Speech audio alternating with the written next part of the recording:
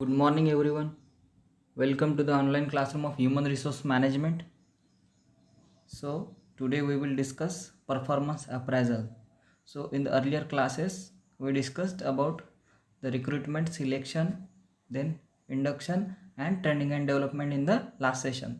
So, today we will see performance appraisal. So, in the chapter performance appraisal, we will see the meaning of performance appraisal, different objectives of performance appraisal, then the methods and the process of performance appraisal. So first of all, meaning of performance appraisal. Performance appraisal is a systematic evaluation of performance of employee and to understand the abilities of a person for further growth and development. Performance appraisal is generally done in systematic way, which are as follows. The supervisor measures the pay of employee and compare it with targets and plans. The supervisor analyzes the factors behind work performance of employee. The employees are in position to guide the employee for better performance. तर आपल्याला आज पाहायचं आहे performance appraisal म्हणजे काय. सुरुवातीला आपण HRM मध्ये पाहिलं होतं की HRMचं इंट्रोडक्शन काय आहे. त्यानंतर आपण डिटेलमध्ये पाहिलं job analysis, job description, job specification काय असतं. त्यानंतर एम्प्लॉई रिक्रुटमेंट कशी केलं जातं, रिक्रुटमेंट प्रोसेस कशी असतं, सिलेक्शन कसं केलं जातं, आफ्टर सिलेक्शन इंडक्शन कसं होतं, इंडक्शन नंतर ट्रेनिंग अँड डेव्हलपमेंट प्रोग्राम कशा प्रकारचा असतो, ट्रेनिंगची प्रोसेस काय असतं, हे सर्व आपण डिटेलमध्ये पाहिलं आहे. आता तो एम्प्लॉई ज्याचं सिलेक्शन झालेलं आहे, ट्रेनिंग अँड डेव्हलपमेंट झालेली आहे, तो एम्प्लॉई ऑर्गनायझेशनमध्ये वर्क करताना त्याचं परफॉर्मन्स अप्रायझल करणं हे महत्त्वाचं असतं. तर परफॉर्मन्स अप्रायझल करणं म्हणजे काय. So it is a systematic evaluation of performance of employee. परफॉर्मन्सचं एक सिस्टमॅटिक इव्हॅल्युएशन केलं जातं. ते कोण करणार, एक तर सुपरवायझर करणार. ते आपण मेथड्समध्ये पाहणार आहोत की एम्प्लॉईचं सुपरविजन कसं केलं जातं. तर परफॉर्मन्स अप्रायझल म्हणजे एक गोष्ट लक्षात ठेवा की परफॉर्मन्स कसा आहे एम्प्लॉईचा हे पाहणं म्हणजेच काय असतं performance appraisal. So systematic evaluation of performance and to understand the abilities of person for further growth and development. म्हणजे त्या एम्प्लॉईच्या काय ॲबिलिटीज आहेत की त्याला समोर चालून ऑर्गनायझेशनमध्ये प्रमोशन द्यायचं आहे की नाही, त्याची ऑर्गनायझेशनमध्ये कुठपर्यंत ग्रोथ होऊ शकणार, ह्या सर्व गोष्टी लक्षात घेतल्या जाणार परफॉर्मन्स अप्रायझलमध्ये. तर परफॉर्मन्स अप्रायझल करताना कोणत्या कोणत्या गोष्टी लक्षात घेतल्या जातात, कोणता ॲप्रोच फॉलो केला जातो. तर supervisor measures a pay of employee, म्हणजे त्या एम्प्लॉईला किती पे करत आहे ऑर्गनायझेशन अँड त्याला जे दिलेले टार्गेट्स आहे हे किती प्रमाणात पूर्ण होत आहे, म्हणजे according to the pay whether it is working or not. Then the next, the supervisor analyse the factors behind work performance of employee. तर तो एम्प्लॉई वर्क करत आहे तर त्याच्या परफॉर्मन्स तो गुड असणार ऑर बॅड असणार. जर चांगला परफॉर्मन्स आहे तर कोणते फॅक्टर्स आहेत की तो चांगला वर्क करत आहे, आणि त्याचं परफॉर्मन्स चांगला नाही आहे तर कोणते फॅक्टर्स त्याच्या परफॉर्मन्सला अफेक्ट करत आहेत, ह्या सर्व गोष्टी लक्षात घेतल्या जातात. देन द एम्प्लॉयर्स म्हणजे जे जॉब देत आहेत. एम्प्लॉई म्हणजे काम करणारा आणि एम्प्लॉयर्स म्हणजे काम देणारे, म्हणजे जे ऑर्गनायझेशनमध्ये सुपेरियर आहेत. The employers are in position to guide the employees for better performance, म्हणजे एम्प्लॉईचा बेटर परफॉर्मन्स होण्यासाठी एम्प्लॉयर्स त्यांना गाईड करतात. तर हे झाला मिनिंग परफॉर्मन्स अप्रायझलचा. यानंतर पाहूया objectives of performance appraisal. So which are different objectives of performance appraisal. To identify employees weakness and strength. त्या एम्प्लॉईच्या काय विकनेसेस आहेत की त्या एम्प्लॉईचा परफॉर्मन्स बॅड परफॉर्मन्स आहे किंवा थोडासा लेवल कमी आहे परफॉर्मन्सची. Then to know the strengths of employee. त्या एम्प्लॉईच्या कोणत्या स्ट्रेंथ्स आहेत, ह्या गोष्टी विकनेसेस आणि स्ट्रेंथ माहिती करून घेण्यासाठी परफॉर्मन्स अप्रायझल केला जातं. हा परफॉर्मन्स अप्रायझलचा मुख्य उद्देश असतो. Then to identify and meet training needs and aspirations. Employee performance appraisal झाल्यानंतर एम्प्लॉयर्सला कळणार की या एम्प्लॉईला पर्टिक्युलरली कोणत्या प्रकारचं ट्रेनिंग अँड डेव्हलपमेंट प्रोग्राममध्ये याला इन्व्हॉल्व करायचं आहे किंवा कोणत्या ट्रेनिंगची एम्प्लॉईला गरज आहे. ह्या सर्व गोष्टी आपण परफॉर्मन्स अप्रायझलने निश्चित करू शकतो. Then to generate significant, relevant and valid information about the employee. त्या एम्प्लॉईच्या परफॉर्मन्स अप्रायझलनी ऑर्गनायझेशनला काय मिळणार? सिग्निफिकंट, रिलिव्हंट आणि व्हॅलिड इन्फॉर्मेशन अबाउट एम्प्लॉई. म्हणजे एम्प्लॉई नेमकं कोणत्या पद्धती वापरतो काम करताना, कोणत्या टेक्निक्स यूज करतो आणि कसा परफॉर्म करतो. तर ह्या सर्व गोष्टी माहिती करून घेणं हा परफॉर्मन्स अप्रायझलचा मुख्य उद्देश असतो. To provide inputs to the increment of rewards, transfer, promotion, salary, administration. तर हे परफॉर्मन्स अप्रायझल एक इनपुट प्रोव्हाइड करते. कशासाठी? तर जे इन्क्रीमेंट्स मिळणार आहेत किंवा रिवॉर्ड्स मिळणार आहेत किंवा ट्रान्सफर एखाद्या एम्प्लॉईची करायची आहे, किंवा एम्प्लॉईचं प्रमोशन करायचं आहे किंवा सॅलरीमध्ये काही चेंजेस करायचे आहेत किंवा इन्क्रीमेंट्स करायचे आहेत, तर ही माहिती आपण परफॉर्मन्स अप्रायझलमधून आपल्याला मिळू शकते किंवा ऑर्गनायझेशनला मिळू शकते. जर परफॉर्मन्स पर्टिक्युलर एम्प्लॉईचं चांगलं आहे तर त्याला ऑर्गनायझेशन प्रमोशन देऊ शकतं, सॅलरीमध्ये त्याला इन्क्रीमेंट मिळू शकतं. किंवा जर परफॉर्मन्स या डिपार्टमेंटमध्ये ठीक नाही आहे तर त्याला ट्रान्सफर करून त्याचा जॉब डिस्क्रिप्शनसुद्धा चेंज केलं जाऊ शकतं आणि त्याला दुसऱ्या डिपार्टमेंटमध्ये ट्रान्सफर केलं जाऊ शकतं. तर हे आपण कशामुळे करू शकणार की परफॉर्मन्स अप्रायझल जर झालं एम्प्लॉईचं तर ह्या गोष्टी माहिती पडणार. To help in improving employees performance if he is not found to be suitable during the review period. So it will help in improving the employees performance. म्हणजे जो रिव्ह्यू पिरियड राहणार, म्हणजे परफॉर्मन्स अप्रायझल हे वर्षामध्ये एक वेळा तरी करणं गरजेचं असते. किंवा कोणत्या कोणत्या ऑर्गनायझेशन परफॉर्मन्स अप्रायझल मंथली करतात किंवा 6 मंथ नंतरसुद्धा करतात. तर जो काही ऑर्गनायझेशनचा पर्टिक्युलर डिसाइडेड रिव्ह्यू पिरियड राहणार, त्या रिव्ह्यू पिरियडमध्ये एम्प्लॉईचं परफॉर्मन्स कसं इम्प्रूव्ह करता येणार किंवा तो जर इम्प्रूव्हमेंट नसणार तर त्यावर लक्ष दिलं जाऊ शकतं. कशामुळे? परफॉर्मन्स अप्रायझलमुळे. To create a desirable culture and tradition in the organisation. म्हणजे सर्व एम्प्लॉईंचं परफॉर्मन्स हे इम्प्रूव्ह करण्यासाठी जे डिझायरेबल कल्चर ऑर्गनायझेशनला लागणार किंवा ज्या ट्रॅडिशन्स ऑर्गनायझेशनमध्ये फॉलो केल्या जाणार, हे परफॉर्मन्स अप्रायझलवर डिपेंड असतं. ते कसं असणार की सर्व एम्प्लॉई जर गुड परफॉर्म करत आहे तर एक पर्टिक्युलर हेल्दी कल्चर ऑर्गनायझेशनमध्ये तयार होणार किंवा एक ट्रॅडिशन तयार होणार की या प्रकारचं परफॉर्मन्स अप्रायझल केल्यानंतर सर्व एम्प्लॉईंची इम्प्रूव्हमेंट होते. तर हे सुद्धा एक उद्देश असतो. कारण जर परफॉर्मन्स अप्रायझल झालं नाही आणि काही एम्प्लॉईचं परफॉर्मन्स म्हणजे जे डिफाईंड ऑब्जेक्टिव्ज आहेत हे जर पूर्ण करत नसणार किंवा लेवल ऑफ परफॉर्मन्स नसणार आणि परफॉर्मन्स अप्रायझल झालं नाही, तो एम्प्लॉई कंटिन्युअसली काम करत आहे त्या ऑर्गनायझेशनसाठी. सो अल्टिमेटली ऑर्गनायझेशनची प्रोडक्टिव्हिटी कमी होणार आणि इफिशियन्सी ऑफ वर्कसुद्धा कमी होणार.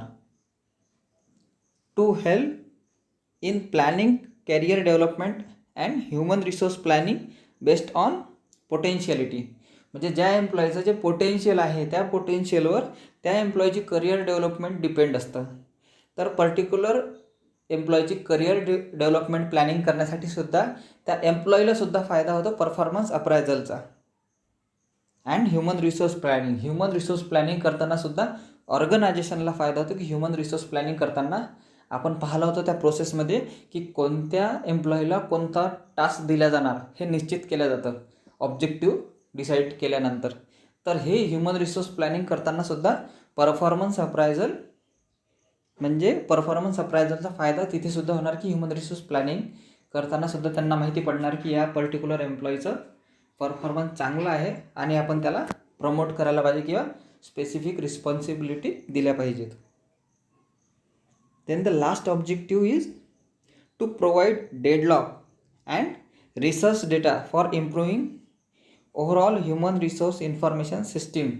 म्हणजे पर्टिक्युलरली जी कंप्लीट ह्युमन रिसोर्स सिस्टीम आहे पर्टिक्युलर ऑर्गनायझेशनची, याचं ओव्हरऑल इम्प्रूव्हमेंट करण्याकरिता एक पर्टिक्युलर डेटा प्रोव्हाइड केला जाणार ऑर्गनायझेशनला किंवा टॉप मॅनेजमेंटला की हे एम्प्लॉई आहेत आणि काही एम्प्लॉईचं परफॉर्मन्स जे आफ्टर ट्रेनिंग अँड डेव्हलपमेंटसुद्धा इम्प्रूव्ह झालं नाही तर त्यांना निश्चितच कामावरून कमी केल्या जाणार आणि ह्युमन रिसोर्स व्यवस्थित मॅनेज होणार त्या पर्टिक्युलर ऑर्गनायझेशनचा. तर हे झाले ऑब्जेक्टिव्स ऑफ परफॉर्मन्स अप्रायझल की परफॉर्मन्स अप्रायझल का महत्त्वाचं आहे, का केलं जाते. Then important is process of performance appraisal. Performance appraisal करताना कोणती प्रोसेस फॉलो केली जाते. So first stage is setting performance standards. म्हणजे जे ह्युमन रिसोर्स डिपार्टमेंटमध्ये जी एक टीम निवडली जाणार की ज्यांना परफॉर्मन्स अप्रायझल करायचं आहे त्यासाठी ती टीम सुरुवातीला एक पर्टिक्युलर स्टँडर्ड्स परफॉर्मन्सचे सेट करणार की या स्टँडर्डनुसार परफॉर्मन्स झाला पाहिजे एम्प्लॉईचा. तर ते वेगवेगळे स्टँडर्ड्स डिफाईन करणार आणि ते स्टँडर्ड डिफाईन केल्यानंतर नेक्स्ट स्टेज राहणार कम्युनिकेटिंग स्टँडर्ड्स. म्हणजे जे स्टँडर्ड्स निश्चित झालेले आहेत ते स्टँडर्ड्स आता एम्प्लॉईला सांगावं लागणार की हे पर्टिक्युलर परफॉर्मन्स स्टँडर्ड आहेत ज्यानुसार तुम्हाला वर्क करायचं आहे. तर हे कम्युनिकेट केलं जाणार. In the third stage measuring standard. तर त्या परफॉर्मन्स किंवा स्टँडर्ड परफॉर्मन्स होतो की नाही हे मेजर केले जाणार त्या पर्टिक्युलर परफॉर्मन्स अप्रायझल टीमकडून. तर सुरुवातीला काय केलं, परफॉर्मन्स स्टँडर्ड सेट केले, त्यानंतर ते सांगण्यात आले एम्प्लॉईला आणि त्यानंतर परफॉर्मन्स अप्रायझल सुरू झालं म्हणजे रिव्ह्यू पिरियड सुरू झाला. Then comparing standards at the end of review period.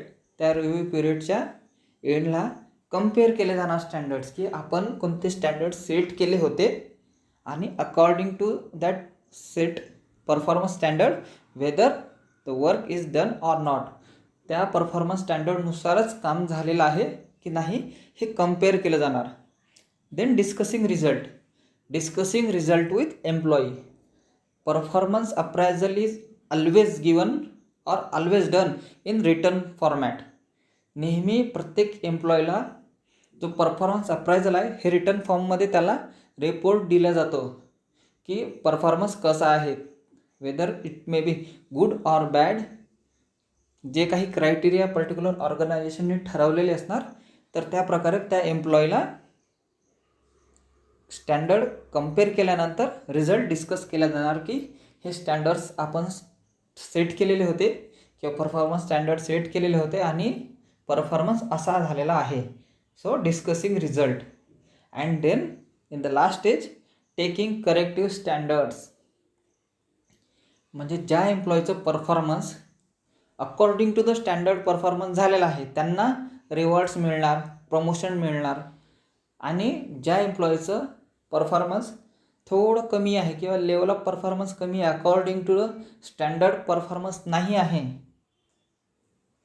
तर त्या एम्प्लॉईची ट्रेनिंग आणि डेव्हलपमेंट करून पुन्हा इम्प्रूव्हमेंट केली जाणार किंवा त्या पर्टिक्युलर एम्प्लॉईला ट्रान्सफर केलं जाणार दुसऱ्या डिपार्टमेंटमध्ये.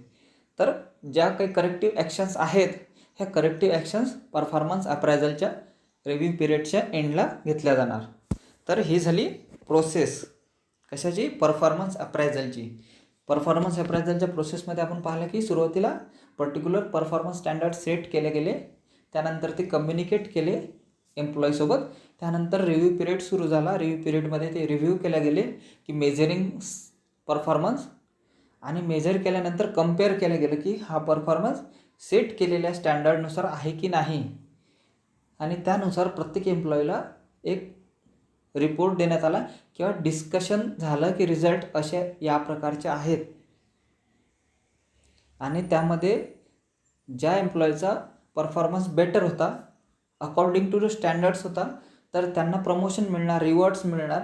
आणि ज्यांचा परफॉर्मन्स थोडा कमी राहिला त्यांना ट्रान्सफर किंवा त्यांची ट्रेनिंग आणि डेव्हलपमेंटची काय गरज आहे हे त्यांना पर्टिक्युलरली त्या एम्प्लॉईला दिली जाणार. तर ही झाली कंप्लीट प्रोसेस परफॉर्मन्स अप्रायझलची. Then methods of performance appraisal. Performance appraisal करताना कोणत्या मेथड्स यूज केल्या जातात, तर त्यामध्ये आहेत ट्रॅडिशनल मेथड्स आणि modern methods. So in traditional methods there are different methods like confidential report, free form or easy method, straight ranking, then paired comparison, force distribution, graphic rating scale, checklist method, critical incidents, group appraisal. So these are traditional methods and some of are modern methods. So modern methods are assessment centers, human resource accounting, behavioral anchored rating scale, appraisal through MBO, 360 degree appraisal. तर ह्या काही ज्या methods आहेत traditional आणि modern methods, यापैकी आपण ट्रॅडिशनलमधल्या खूप काही मेथड्स आहेत ज्या आज यूज केल्या जात नाहीत, पण काही मेथड्स आहेत ज्या यूज केल्या जातात त्या आपण आता डिस्कस करणार आहोत, आणि काही मॉडर्न मेथडसुद्धा. तर ट्रॅडिशनलमध्ये फर्स्ट मेथड आहे कॉन्फिडेन्शियल रिपोर्ट, म्हणजे कॉन्फिडेन्शियल आहे report. So this type of performance appraisal is done by preparing at the end of year. म्हणजे कॉन्फिडेन्शियल रिपोर्ट हा असतो, हा प्रिपेअर केला जातो कधी, एंड ऑफ इयरला. म्हणजे जो ॲन्युअल इयर राहणार प्रत्येक ऑर्गनायझेशनचं, त्या एंडला हा कॉन्फिडेन्शियल रिपोर्ट तयार केला जातो. कॉन्फिडेन्शियल आहे म्हणजे काय आहे, हा ओपन रिपोर्ट नाही आहे, म्हणजे प्रत्येक एम्प्लॉईला हा दिला नाही जाणार आहे. कॉन्फिडेन्शियल आहे, हा फक्त टॉप मॅनेजमेंटमध्येच डिसाईड केला जाणार, म्हणून त्याला आपण काय म्हणतो, confidential. Prepared by employees immediate supervisor. जो पर्टिक्युलर एम्प्लॉई आहे त्या एम्प्लॉईचा जो इमिजिएट सुपरवायझर आहे, म्हणजे सपोज तो जर असिस्टंट मॅनेजर असणार तर त्याचा जो सुपरवायझर म्हणजेच त्याचा जो जनरल मॅनेजर राहणार, तर तो त्याचा परफॉर्मन्स अप्रायझल करणार आणि तो रिपोर्ट, तो confidential report at the end of year submit करणार. The report highlights the strength and weaknesses of employee. आपण पहिलाच ऑब्जेक्टिव्ह पाहिला होता की परफॉर्मन्स अप्रायझल काय केलं जातं, स्ट्रेंथ आणि विकनेसेस एम्प्लॉईचे माहीत करून घेण्यासाठी. तर हा जो रिपोर्ट आहे ज्यामध्ये कॉन्फिडेन्शियल रिपोर्ट, त्यामध्ये स्ट्रेंथ आणि विकनेसेस काय आहे पर्टिक्युलर एम्प्लॉईचे हे मेन्शन केले जाणार, आणि तो report at the end of year submit केला जाणार. So it is generally prepared in government organisation. Government ऑर्गनायझेशनमध्ये जनरली कॉन्फिडेन्शियल रिपोर्ट प्रिपेअर केले जातात. It does not offer any feedback to employee. म्हणजे हा जो कॉन्फिडेन्शियल रिपोर्ट असतो यामध्ये एम्प्लॉईला कोणत्याच प्रकारचा फीडबॅक दिला जात नाही. जो फीडबॅक परफॉर्मन्स अप्रायझलच्या प्रोसेसमध्ये आपण पाहिला की डिस्कसिंग रिझल्ट, तर गव्हर्नमेंट ऑर्गनायझेशनमध्ये ही जी मेथड वापरली जात होती कॉन्फिडेन्शियल रिपोर्ट, ही जनरली प्रायव्हेट ऑर्गनायझेशनमध्ये म्हणजे वापरल्या जात नाही, कारण ही ट्रॅडिशनल मेथड आहे की ज्यामध्ये जो फीडबॅक आहे हा शेअर केला नाही जाणार एम्प्लॉईसोबत. तर एम्प्लॉईला माहितीच पडणार नाही की त्याचा परफॉर्मन्स चांगला आहे की वाईट आहे, किंवा त्याला कामावरून कमी केलं तर का केलं, तर ह्या गोष्टी त्या पर्टिक्युलर एम्प्लॉईला माहिती नाही पडणार. त्यासाठी कॉन्फिडेन्शियल रिपोर्ट ही जी मेथड आहे ही ट्रॅडिशनल मेथड आहे, ही सध्या लागू केल्या जात नाही. Then the next method is free form or essay method. So the rater is asked to express the strong as well as weak points of employees behaviour. म्हणजे free form किंवा essay method आहे. या मेथडमध्ये काय केलं जातं, जो rater आहे म्हणजे जो सुपरवायझर आहे किंवा जो परफॉर्मन्स अप्रायझल करणार आहे तो विचारणार, काय विचारणार, to express the strong as well as weak points of the employees behaviour.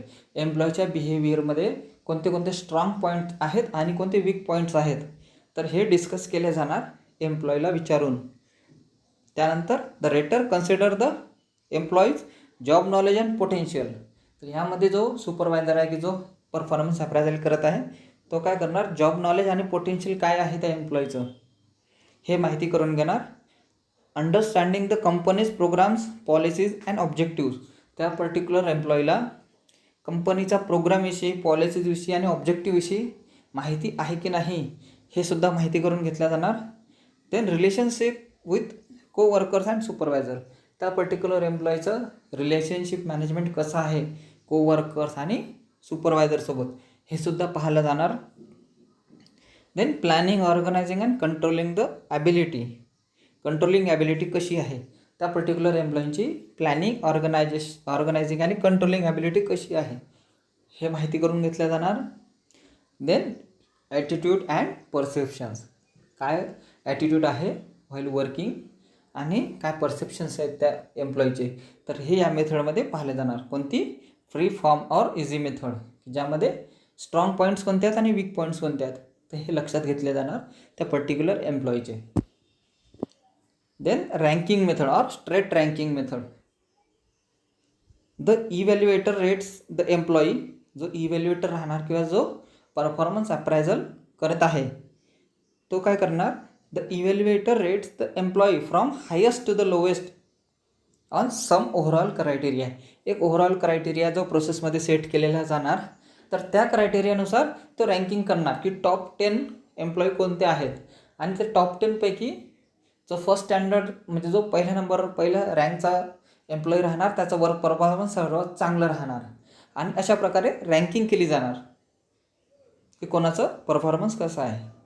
तर रँकिंगमध्ये पहिले आहे paired comparison.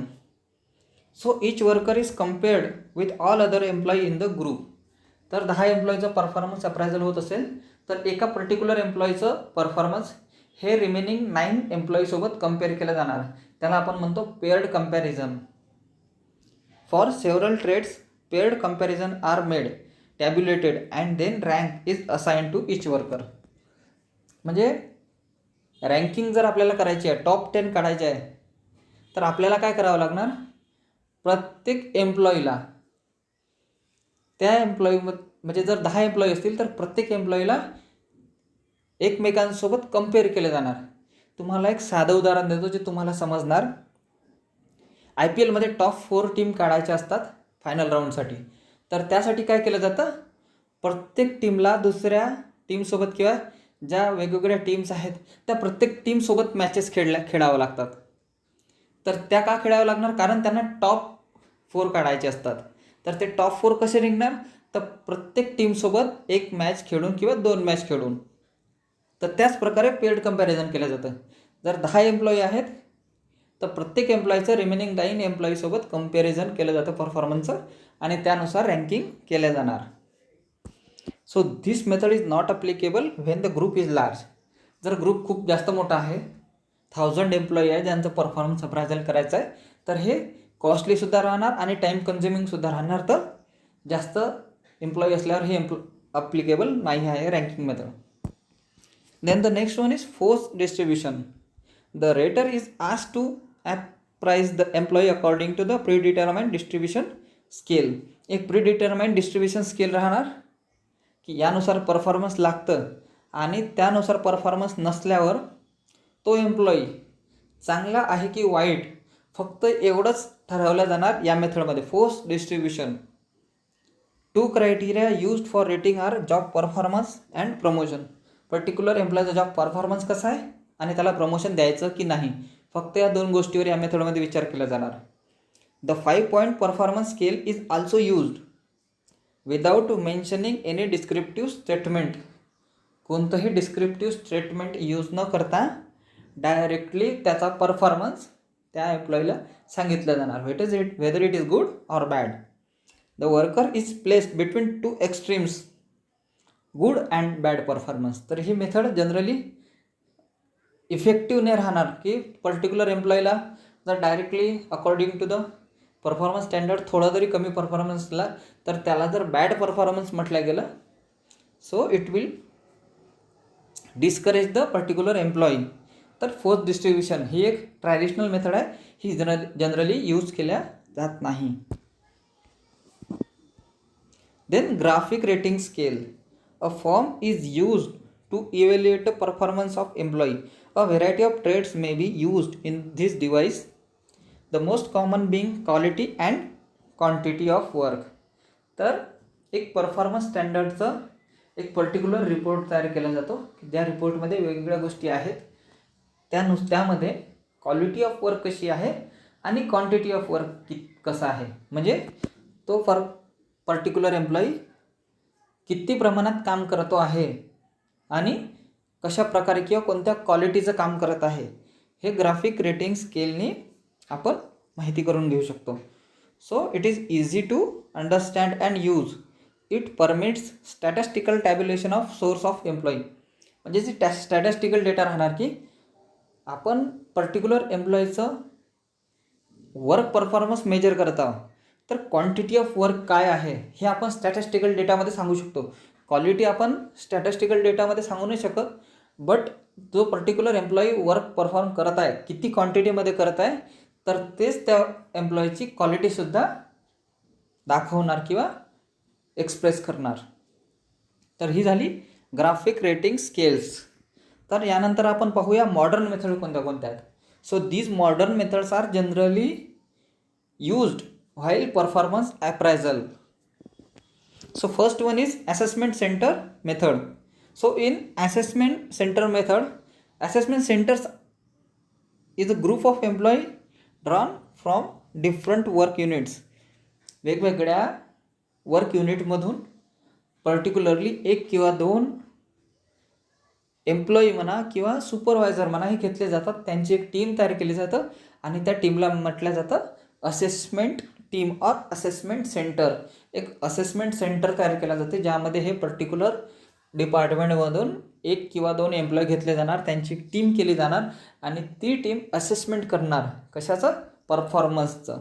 So in the performance appraisal assessment centre are form. So these employees work together on the assignment similar to the one they would be handling when promoted.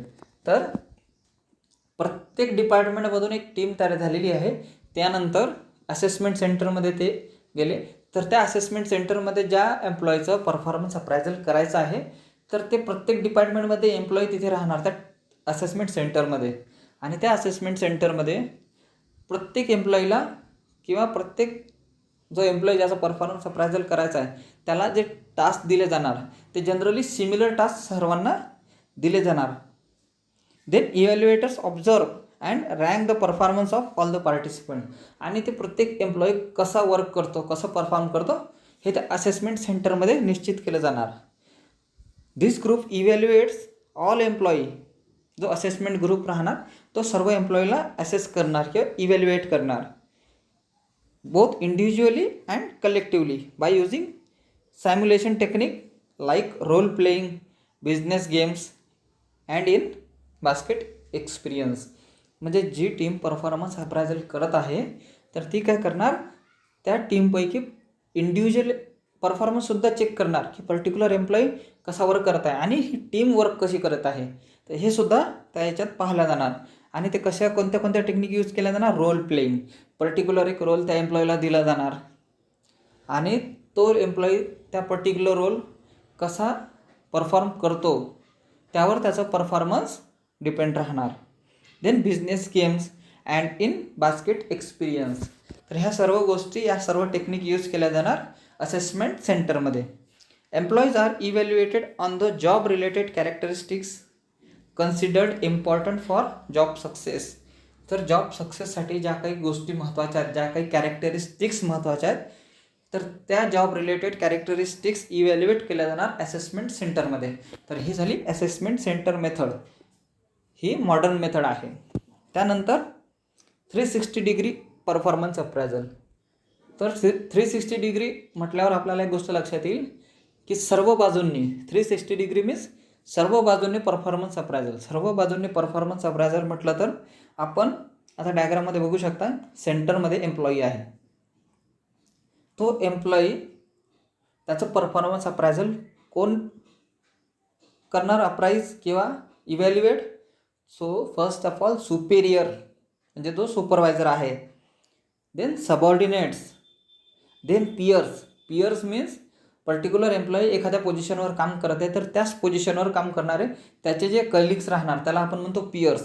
म्हणजे peers, subordinates, superiors and by himself. म्हणजे तो employee स्वतःचा सुद्धा performance appraisal करणार for his own career development, because every employee has his career objectives and to fulfil that career objectives performance appraisal by himself or herself is also required. तर performance appraisal 360 degree मेथडमध्ये कसं केलं जाणार सबऑर्डिनेटसुद्धा करणार, piers म्हणजे त्याच्यासोबतचे कलिगसुद्धा करणार, सुपेरियरकडून सुद्धा performance appraisal होणार आणि स्वतःसुद्धा परफॉर्मन्स अप्रायझल करणार. So it will make impactful और effective performance appraisal for that employee. Then the next method is performance appraisal through MBO. As a management student, you all know what is MBO, that is management by objectives. And who coined that term? Peter Drucker, the father of management. Father of management, Peter Drucker coined the term management by objectives, MBO. So they given a process of MBO, that is management by objectives. So how the performance appraisal is done through MBO? So first of all, setting organization goals, then defining performance target, performance review and feedback. आपण जी performance अप्रायझलची process पाहिली त्यामध्ये सुद्धा आपण पहिली stage काय पाहिली होती की setting performance standard. Performance standard आपल्याला सेट करायचे आहेत. म्हणजेच काय, सेट ऑर्गनायझेशन गोल. ऑर्गनायझेशनचे काय गोल्स आहेत त्या अकॉर्डिंग आपण परफॉर्मन्स स्टँडर्ड सेट करणार. डिफायनिंग परफॉर्मन्स टार्गेट्स, आपले टार्गेट्स काय आहेत, आपल्याला काय अचीव करायचं आहे, तर हे सुद्धा नेक्स्ट स्टेजमध्ये आपण पाहणार.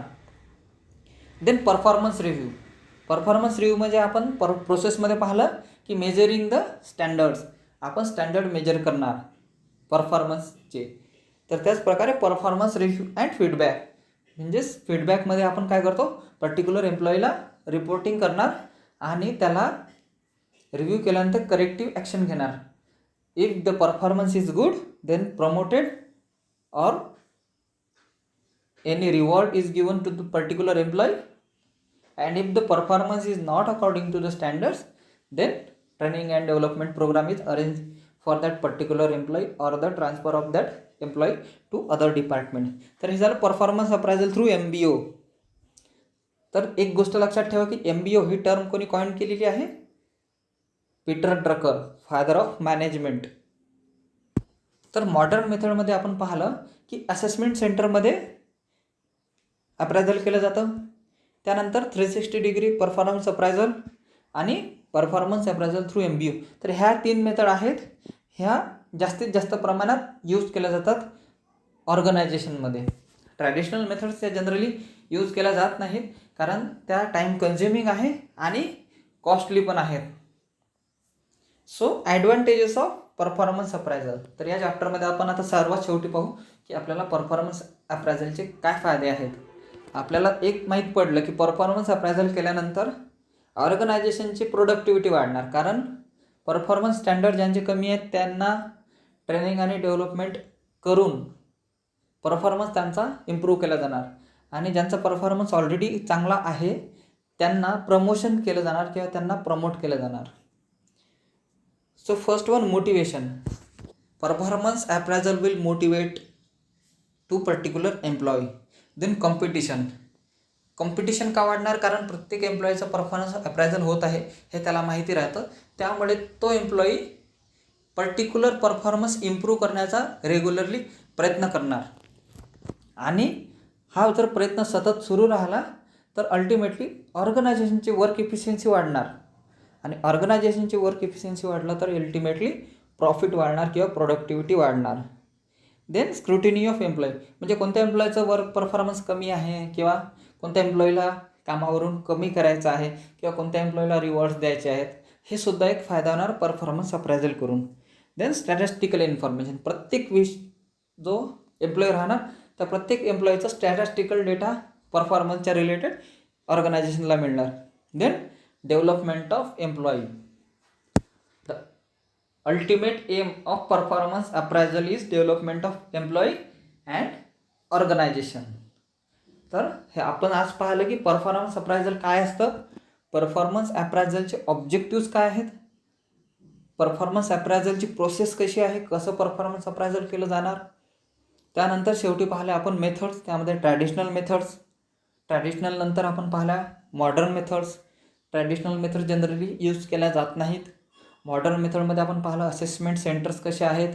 त्यानंतर performance appraisal through MBO, that is management by objective, and lastly we seen 360 degree performance appraisal. म्हणजे ह्या 3 मेथड, मॉडर्न मेथड आपण पाहिल्या. आणि then advantages of performance appraisal. Performance ॲप्रायझलचे आपण डिसॲडव्हान्टेजेस सांगू शकणार नाही, बिकॉज परफॉर्मन्स ॲप्रायझल केल्यानंतर ऑर्गनायझेशनला फायदाच होतो.